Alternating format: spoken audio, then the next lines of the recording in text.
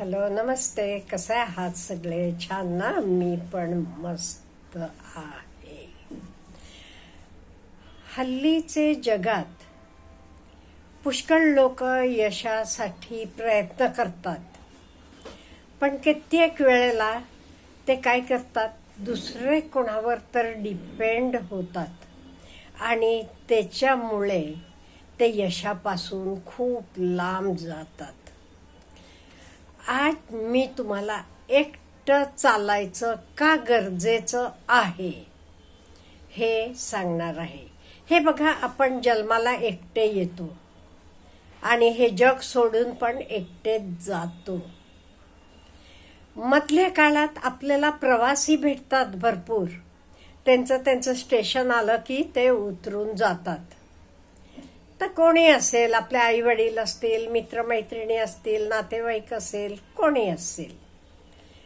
पण आपण हे कायम लक्षात ठेवायला पाहिजे, जे काही मला करायचं आहे तर माझं मला करायला लागणार आहे. माझे एवढं मला दुसरं कोणी ओळखणार नाही. माझा जवळचा मित्र, जवळचा नातेवाईक सगळं मी आहे, हे आधी जाणून घ्यायला पाहिजे. त्याच्यानंतर आपली शाळा चालू होते, कॉलेज चालू होते. कित्येक वेळा आपल्याला वाटते शाळा कॉलेजमध्ये शिकलो, डिग्री मिळाली की झालं. नाही बाळांनो, पूर्वीचे काळी एखाद वेळेस चालून गेलं असेल, पण ह्याच्या पुढे तसं चालणार नाही. आपण आयुष्यभर नवीन नवीन शिकत जायला पाहिजे.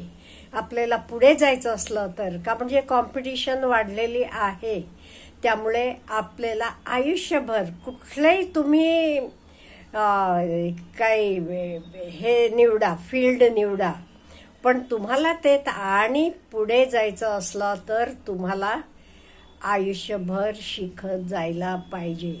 एवढंच नाही, आणि नुसतं सर्टिफिकेटनं चालणार नाही. त्याच्याबरोबर काय स्किल्स लागतात, ते कम्प्युटर स्किल्स असतील आणि कुठल्याही स्किल्स असतील, त्या पण महत्वाच्या आहेत. पुढे आपलं एम, मला काय बनायचं आहे हे मला माहीत पाहिजे. माझा मित्र मेडिकलला गेला म्हणून मी जाऊन चालेल का? नाही. मला कशाची आवड आहे, मला काय आवडते, ती गोष्ट मी निवडायला पाहिजे. आणि सर्वात महत्वाचं म्हणजे आपण स्वतःची जबाबदारी स्वतः घ्यायला पाहिजे. कित्येक वेळा आपण काय करतो, दुसऱ्याला दोष देतो. आई वडिलांनी हे केलं, आमची परिस्थिती नव्हती, मी खेडेगावात होतो, किंवा माझं कॉलेज चांगलं नव्हतं, माझे शिक्षक चांगले नव्हते. काही नाही, स्वतःची जबाबदारी तुमच्यावर. आज तर तुम्ही शिक्षक अमुक तमुक काही म्हणू शकत नाही, का म्हणजे तुमच्या हातात मोबाईल आहे आणि त्याच्यावर तुम्हाला माहीत आहे तुम्हाला जगातलं बेस्ट ज्ञान मिळू शकते. त्यामुळे मला काही बनायचं आहे तर मला एकटं चालायला पाहिजे, हे कायम लक्षात ठेवा. आणि निर्णय घ्यायला शिका. निर्णय का घ्यायचा, म्हणजे स्वतःचे क्षमतेप्रमाणे स्वतःवर विश्वास ठेवून निर्णय घ्या. सेल्फ बिलीफ, मी सांगते, व्हेरी व्हेरी इम्पॉर्टंट. लोक तुम्हाला काही म्हणू देत, विश्वास ठेवू नका. तुम्हाला माहित आहे ना, मी अमुक करणार आहे, जावा पुढे. आणि मेन, घाबरू नका कशालाही. हे मी करू शकतो, मला येत नसलं तर मी शिकू शकतो, हे मनात तुम्ही बाळगा. ओके, मला येत नाही ना, ठीक आहे, मी शिकतो, मी करू शकतो, मला भीती नाही कशाची. आणि एकटेपणाचं रूपांतर तुम्ही यशात करायला पाहिजे.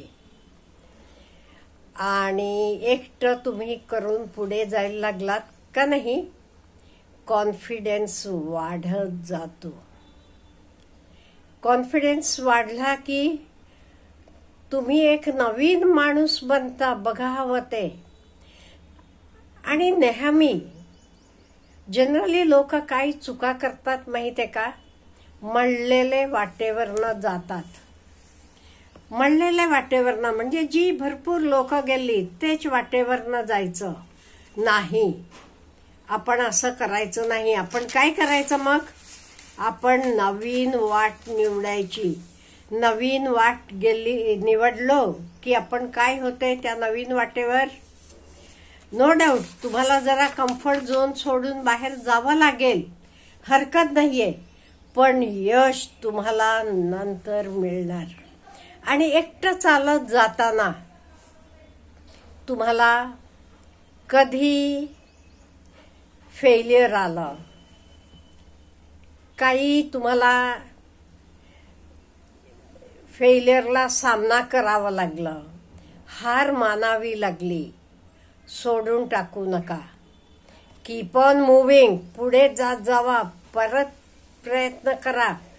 प्रयत्नांती परमेश्वर म्हणतात.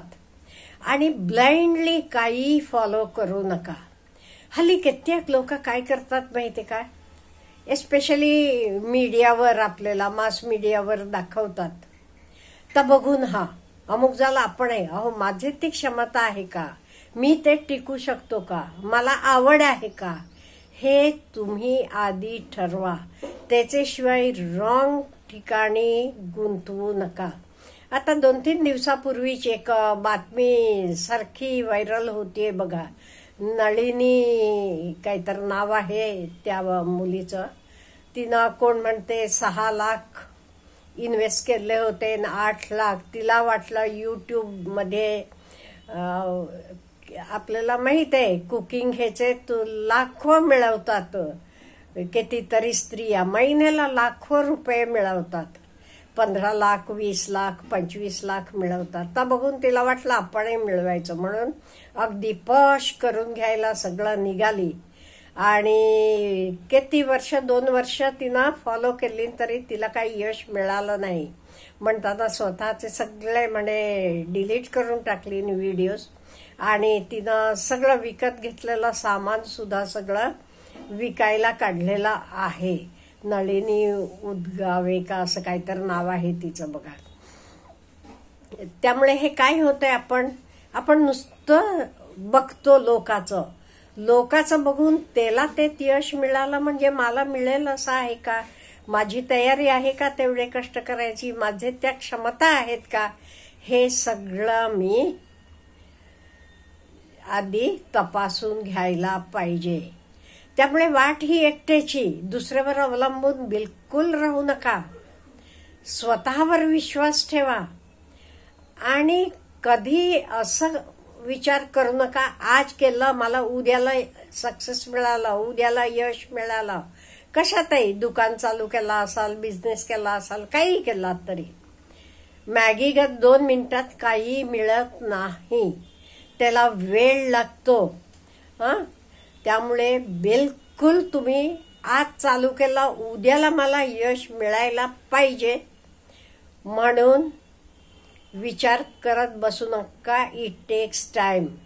आपण एक छोटं रोपटं लावतो, त्याला फुलं फळं लागायला किती काळ लागतो, भरपूर दिवस लागतात ना.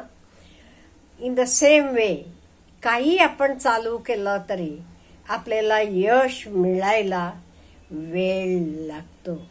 कित्येक वेळा आता बघा नवीन वर्ष येणार आहे, कितीतरी आपल्यातले यंगस्टर्स म्हणतात मी नवीन वर्ष अमुक करणार नाही, न सोडता करतात. 8-15 दिवस बदल दिसला नाही, 15 दिवस म्हणजे सोडून टाकतात. जिमला जातात, वजन कमी करायचं आहे, अमुक करायचं आहे, 10-15 दिवस करतात, काही रिझल्ट दिसला नाही म्हणताना सोडून टाकतात.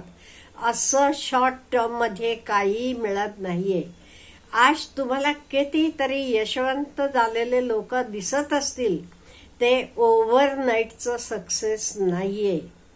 ते वर्षानुवर्ष त्याच्यासाठी प्रयत्न केलेला आहे.